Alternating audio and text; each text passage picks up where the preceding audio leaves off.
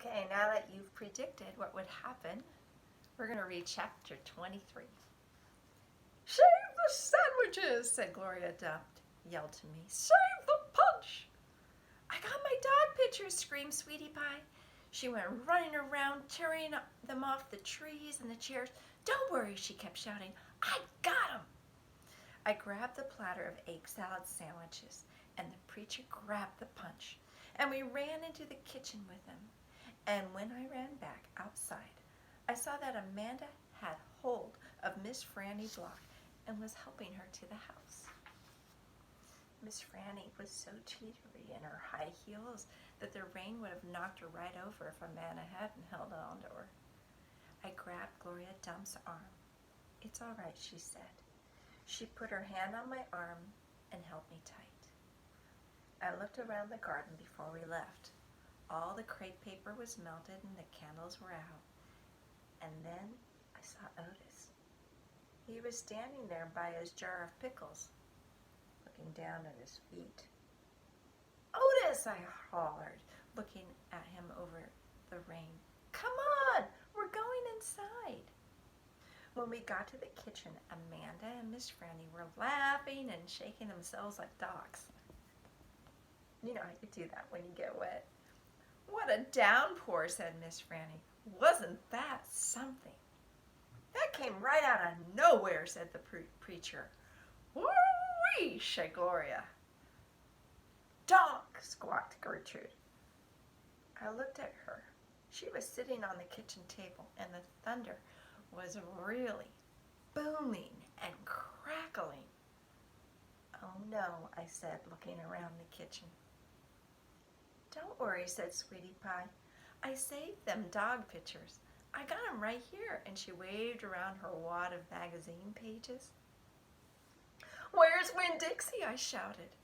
I forgot about him. I was just thinking about the party, and I forgot about Winn Dixie. I forgot about protecting him from thunder. Now, Opal, the preacher said, he's probably right in the yard, hiding underneath a chair. Come on, you and I will go look. Hold on, said Gloria Dump. Let me get you a flashlight and some umbrellas.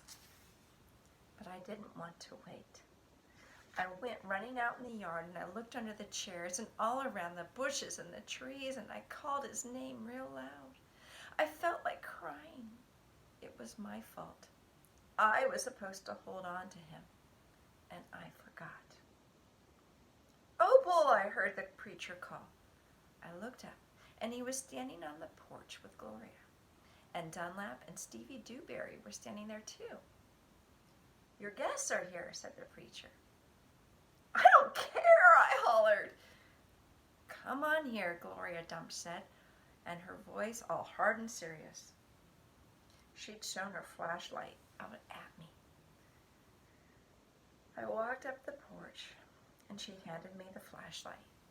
These boys, hey, she said. Tell them you're glad they came and that you will be right back, just as soon as you find your dog. Hey, I said, thanks for coming. I just gotta find Winn Dixie and then I'll be right back. Stevie stared at me with his mouth wide open. You want me to help? Dunlop asked. I shook my head. I tried not to cry. Come here, child, Gloria Dump said, and she reached for me and pulled me close to her and whispered in my ear, there ain't no way you can hold on to something that wants to go. You understand? You can only love what you got while you got it. She squeezed me hard. Good luck now, she called, as me and the preacher stepped off the porch and out into the rain. Good luck, Miss Franny called from the kitchen. That dog ain't lost, I heard Sweetie Pie holler to somebody inside. That dog's too smart to get lost.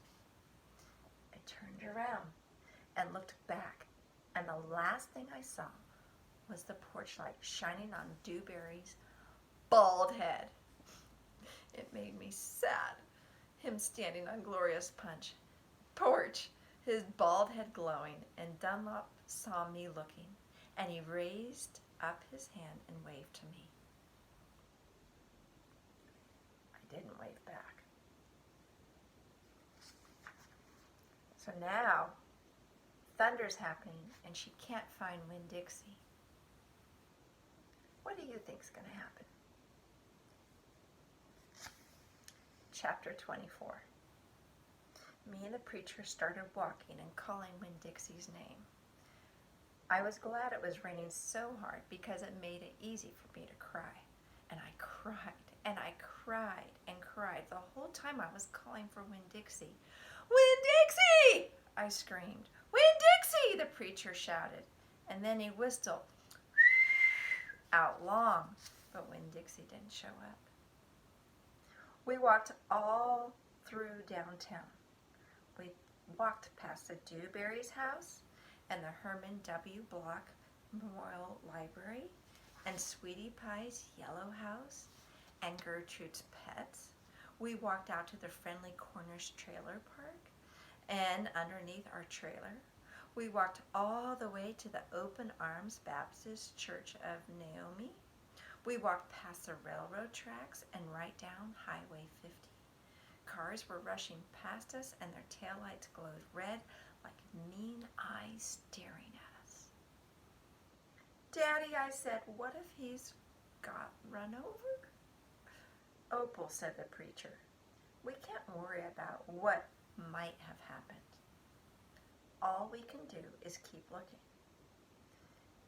We walked and we walked, and in my head I started a list of 10 things I knew about Winn Dixie.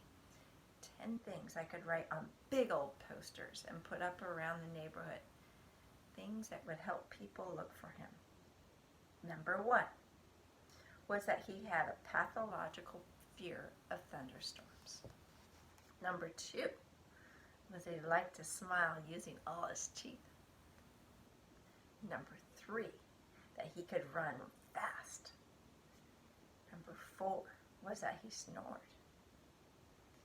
Number 5 was that he could catch mice without squishing them to death. Number 6 was like he liked to meet people. Number 7 was that he liked to eat peanut butter. Number 8 was that he couldn't stand to be left alone. Number 9 was that he liked to sit on couches and sleep in beds. And number 10 was that he didn't mind going to church. I kept on going over and over the list in my head. I memorized it the same way I had memorized the list of 10 things about my mama. I memorized it so if I didn't find him, I would have some part of him to hold on to. But at the same time, I thought of something I had never thought of before. And this was a list of things that couldn't even begin to show somebody the real Winn Dixie. Just like the list of 10 things couldn't ever get me to know my mama. And thinking about that made me cry even more. Me and the preacher looked for a long time, and finally he said, we have to quit. But Daddy, I said, Winn Dixie's out there somewhere. We can't leave him. Opal, said the preacher, we have looked and we have looked, and there's only so much looking we can do. I can't believe you're going to give up, I told him. India Pearl, the preacher said, rubbing his nose. Don't argue with me. I stood and I stared at him. The rain had let up some, and it was mostly a drizzle now. It's time to head back, the preacher said. No, I told him. You go ahead, but I'm going to keep looking. Opal, said the preacher in a real soft voice. It's time to give up. You always give up, I shouted. You're always pulling your head inside your stupid old turtle shell. I bet you didn't even go looking for my mama when she left. I bet you just let her run off too. Baby, the preacher said, I couldn't stop her. I tried. Don't you think I wanted her to stay too? Don't you think I miss her every day? He spread his arms out wide and dropped them to his sides. I tried, he said. I tried. And then he did something I couldn't believe. He started to cry. The preacher was crying. His shoulders were moving up and down, and he was making snuffy noises. And I don't believe that losing Winn Dixie upset him that much, as it does you, he said. I love that dog. I love him too. Daddy, I said, and I went and I wrapped his arms around his waist. I was crying so hard that I was shaking. It's all right, I told him. It's okay. Shh, I said to him, like he was the scared little kid. Everything's gonna be okay.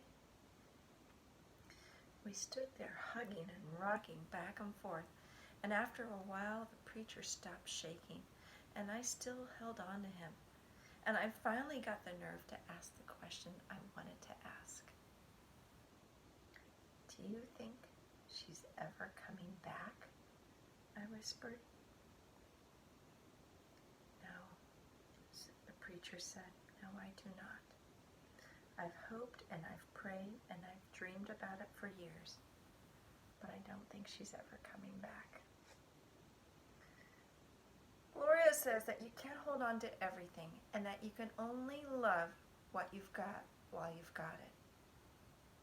She's right, said the preacher. Gloria Dump is right. I'm not ready to let Winn Dixie go, I said. I had forgotten about him for a minute with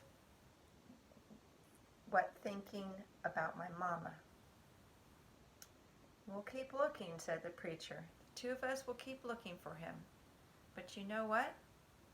I just realized something, India Opal. When I told you your mama took everything with her, I forgot one thing very important that she left behind. What? I asked. You. He said, thank God your mama left me you, and hugged me tighter. I'm glad I've got you too, I told him. And I meant it. I took hold of his hand, and we started walking back into town, calling and whistling for Winn Dixie the whole day.